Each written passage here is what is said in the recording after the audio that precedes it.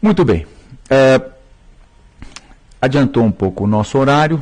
Eu vou então mudar agora, nesse momento, para a explicação rápida que eu quero fazer para vocês sobre médias móveis. Quero falar rapidamente o que são. E, inicialmente, eu, na verdade, vou dizer que existem diversos tipos de médias móveis. Especificamente, existe a média móvel simples, a ponderada, a exponencial, variável e triangular.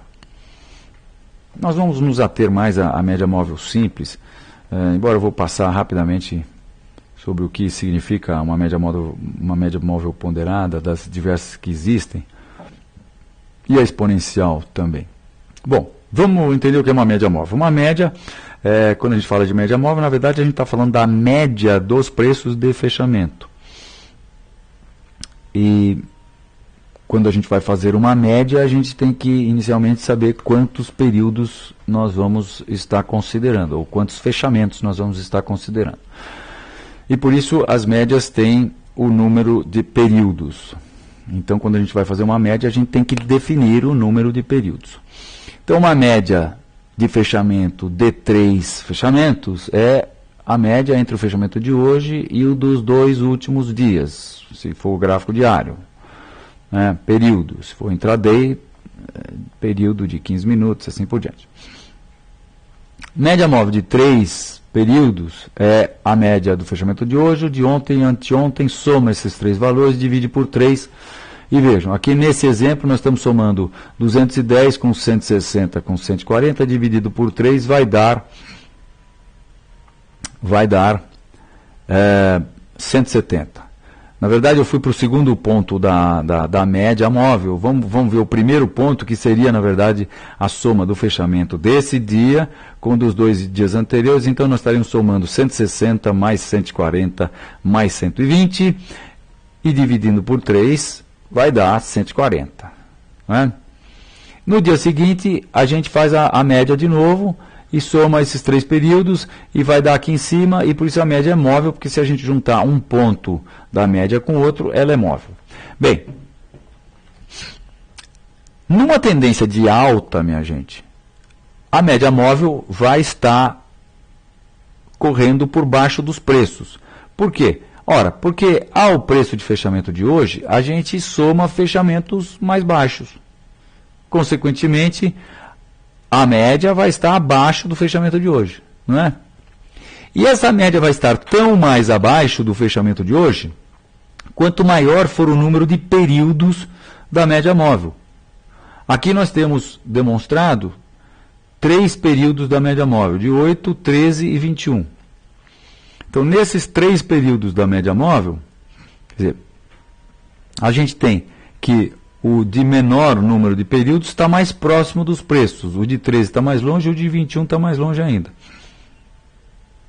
E por que isso? Ora, porque ao preço de hoje, quanto mais fechamentos nós somarmos, numa tendência de alta, nós vamos pegando níveis mais baixos.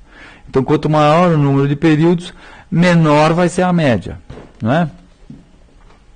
Essas 3 médias móveis são de 8, 13 e 21, que são 3 números da série Fibonacci, não por coincidência, tem muita gente que gosta de usar números da série Fibonacci, talvez por algum fator místico que possa ter. Isso existiu lá no passado, eu acho que não tem nada a ver. 3 números ligados à série Fibonacci. Eu vou dizer para vocês o que eu acho que tem que ser feito com a média móvel. Bem, quais são os sinais que a média móvel nos dá? A média móvel nos dá um sinal quando ela cruza com os preços. Vamos ver os sinais que essa média deu aqui. Quando ela cruza com os preços, ela nos dá o sinal. E aqui é muito fácil da gente observar que a média de 8 cruzou primeiro com os preços. Cruzou nesse dia aqui, né? Com os preços. Já a de 13 cruzou nesse dia. E a de 21 cruzou nesse dia aqui. Então, Daí a gente conclui que quanto maior o número de períodos de uma média móvel, mais rapidamente ela dará a indicação. Porém, menos confiável será essa indicação. Porque se a gente fizer uma média de poucos períodos, os preços vão cruzar muitas vezes e vão ser indicações falsas. Muito bem. Qual é a outra indicação que a média móvel nos dá?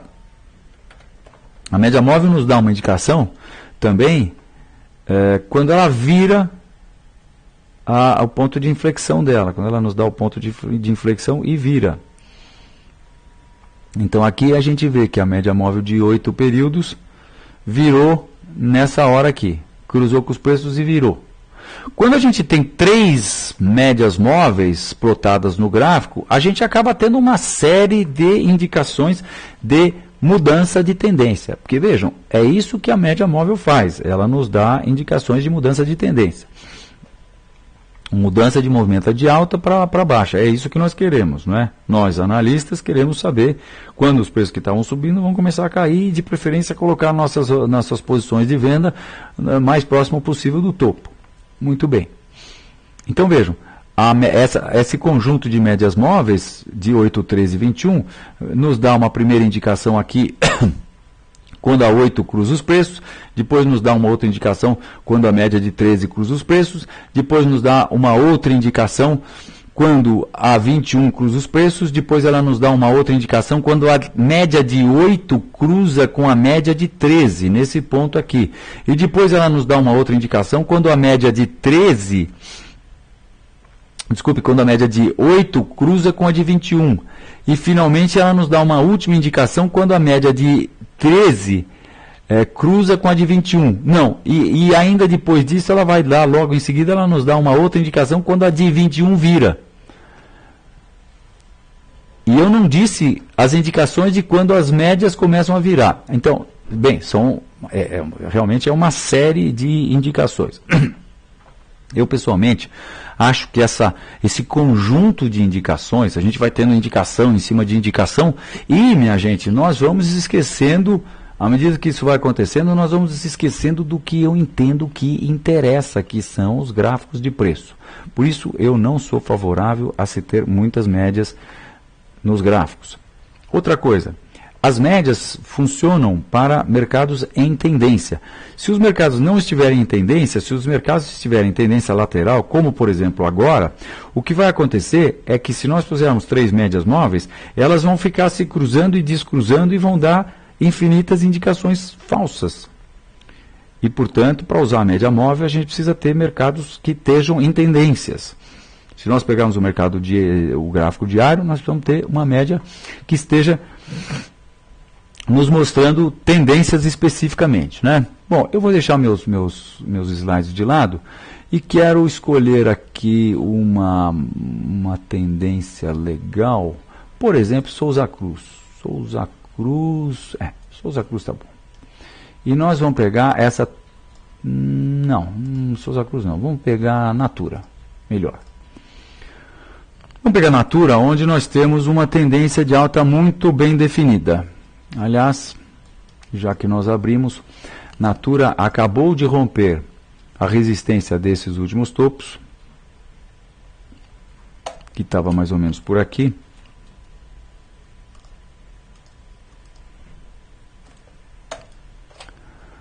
E deixou um candle de indefinição. Não é uma hora boa para os touros que acabaram de romper um nível importante de resistência.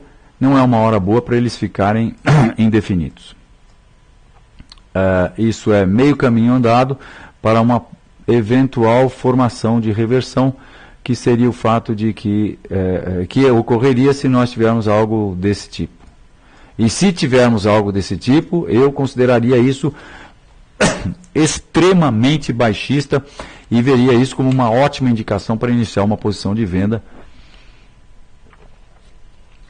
nesse ativo que subiu bastante, né? Nós estamos, Natura é uma das ações que está num nível mais alto quer dizer, que está num nível mais acima do topo de 2007. Natura está 110%, está 110% acima do topo de 2007. A partir do fundo de 2008, Natura até hoje subiu 334% em dólares. Mas vamos à média móvel. Eu vou abrir meus indicadores e vou chamar uma média móvel e vou colocar uma média móvel de 200 períodos, que é uma média móvel que é bastante utilizada por pessoas no mercado. E não é que eu acertei na mosca? E vejam, qual é o objetivo do analista técnico quando ele vai colocar uma média móvel numa tendência de alta? É simplesmente achar a média móvel, quer dizer, dada uma tendência, considerando que nós temos uma tendência em andamento, então nós precisamos, e podemos fazer isso por tentativa e erro facilmente, por acaso deu sorte, a média de 200 períodos acabou sendo muito bem escolhida, mas o que a gente deve fazer é, por tentativa e erros, e achando a média móvel que esteja o mais próximo possível dos preços, mas que tenha escapado de todas as correções dessa tendência de alta. Então veja, vou dar um zoom aqui e mostrar a vocês que a média móvel de 200, na verdade, passou muito próximo aqui do fundo principal que os preços tiveram, que foi aqui em fevereiro desse ano, em Natura. Né? Caíram em janeiro até meados de fevereiro, os preços caíram e aí continuaram a subir. Mas eu, como sou perfeccionista, eu vou querer aquela média móvel que não tenha estado, quer dizer, que tenha ficado abaixo, não dos preços, mas sim dos preços de fechamento, ou do corpo real do candle. E a gente vê aqui que há de 200 períodos, e eu vou melhorar eu vou fazer ela verde oliva, e vou fazer ela um pouco mais forte, para a gente poder visualizá-la melhor. Ih, ficou ruim. Vamos fazer ela azul, e mais forte ainda, agora sim. Então, na verdade, eu vou diminuir o número de períodos dessa média, porque vejam, se eu aumentar, indicador, editar, se eu aumentar de 200 para 280, vamos fazer alguma coisa assim, bastante dramática, vejam que ela veio mais abaixo. E se por outro lado eu diminuir de 200 para 180, ela vai se aproximar mais dos preços, vejam que foi o que aconteceu. E eu vou diminuir mais ainda, eu vou diminuir para 168. E ficou muito pertinho dos preços, eu vou diminuir mais ainda. Indicador editar, eu vou diminuir para 150. Vamos ver se dá 150, vamos ver o que acontece com 150. Não, agora não. Agora esse fechamento teria sido acima de 150, então em vez de 150 eu vou para 158. Também não, um pouquinho mais. Eu vou para, em vez de 158, eu vou para 162. 162. Agora sim, vejam, com um detalhe. Essa é a média móvel. Vamos dar um pouquinho mais de folga para ela, né? Em vez de 162, vamos botar 165. A gente distancia ela um pouquinho mais. Mas ela está muito próxima do valor mínimo atingido pelos preços, que foi esse aqui. Muito bem. Minha gente, essa média móvel escapou de todas as correções dessa tendência de baixa, de maneiras que, quando Natura romper esta média móvel, passar para a parte de baixo dessa média móvel, nós estaremos tendo uma importantíssima indicação de virada de tendência. Eu entendo que é para isso que serve a média móvel. Eu sou absolutamente cético com a possibilidade de nós imaginarmos que os mercados encontram, por alguma razão, suporte na média móvel de 21 períodos ou de 20 períodos. Eu entendo que o analista técnico deva trabalhar para definir qual é a média móvel que ele pode usar em cada ativo especificamente. Em cada ativo ele tem que definir qual é a média móvel que ele vai usar. E esteja ele no gráfico diário ou no gráfico intraday, ele tem que trabalhar para ver, e ele vai fazer isso aplicando médias no passado e vendo como elas se comportaram, como o mercado, se o mercado deu muitas indicações falsas ou não deu, e o que tem que ser feito é isso que eu mostrei a vocês. Agora, esse exemplo também é muito bom para a gente ver, e deixa eu tirar meu quadrinho daí, esse exemplo é muito bom para a gente ver que a média móvel se presta para mercados em tendência. Ela é muito ruim para mercados laterais. Vejam o que aconteceu com essa média móvel. Vejam quantas indicações essa média móvel. Que média é essa?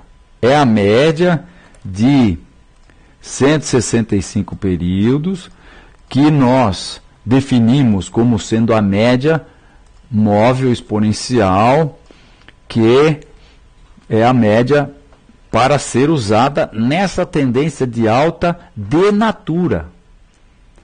Por quê? Porque ela escapou de todas as correções de baixa da tendência de, quer dizer, em termos de preço de fechamento, né?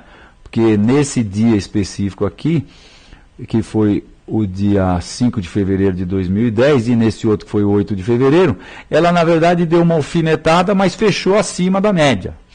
Se a gente tomar como base preço de fechamento, então ela deve segurar nessa linha, porque ao longo de um período de mais de um ano, desde fevereiro aliás, desde março de 2009, até agora, março, abril, maio, junho, julho, agosto, e portanto praticamente um ano e meio nessa tendência de alta, os preços não estiveram abaixo dessa média móvel. Se eles daqui para frente, em algum momento, cruzarem e tivermos um fechamento abaixo dessa média, nós estamos tendo uma indicação importante de que mudou de fato a tendência, não é?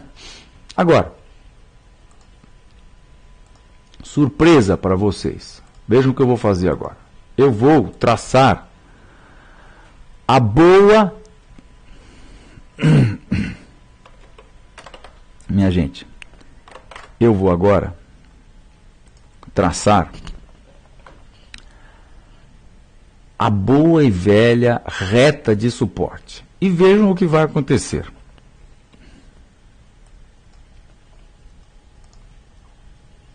Vamos pegar a reta e vamos traçar a reta aqui.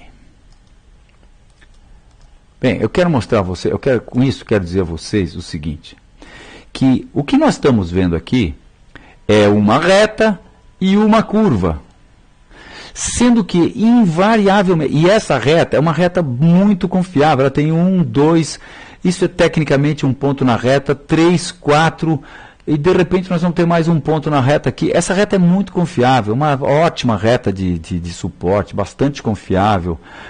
Talvez a gente pudesse adequá-la mais a esse último ponto aqui, ela seria assim, e o fato é que eu não vejo qualquer diferença em termos de confiabilidade entre essa reta e a média móvel. E me digam, quem vai dar a indicação primeiro, a reta ou a média móvel? A reta! Ora, então para que média móvel? É para deixar uma cobrinha no nosso gráfico? Eu não vejo razão. Por isso, não uso média móvel. Prefiro muito mais me ater às minhas retas do que usar médias móveis. Eu, nas próximas quintas técnicas, vou estar falando de outros indicadores e vou dizer também para vocês porque eu uso pouco o IFR, porque eu não uso Bollinger Bands e também porque eu não uso o estocástico. Eu tive a satisfação e a honra de conhecer o George Lane, que foi o inventor, quem introduziu o índice estocástico no mercado de ações e commodities, e tive 2 aulas com ele, que Deus o tenha, porque ele já se foi. Vou contar o que eu tive de feedback dele nessas 2 aulas e por que eu não uso o estocástico. Eu tive também a honra de sentar, quando fui num seminário em Madrid, e foi quando até eu fiz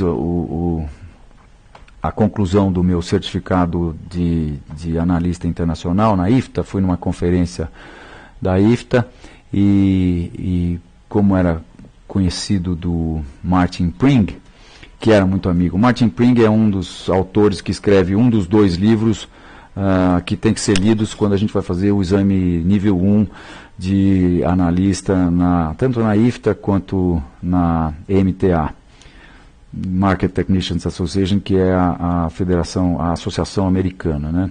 Então, Martin Pring é um dos autores, um dos 2. John Murphy e Martin Pring têm 2 livros grandes que têm que ser estudados. Todo mundo que vai fazer esses exames acabam tendo que ler esses livros. E nós trouxemos o Martin Pring para um seminário internacional de análise técnica que fizemos aqui no Brasil em 2003.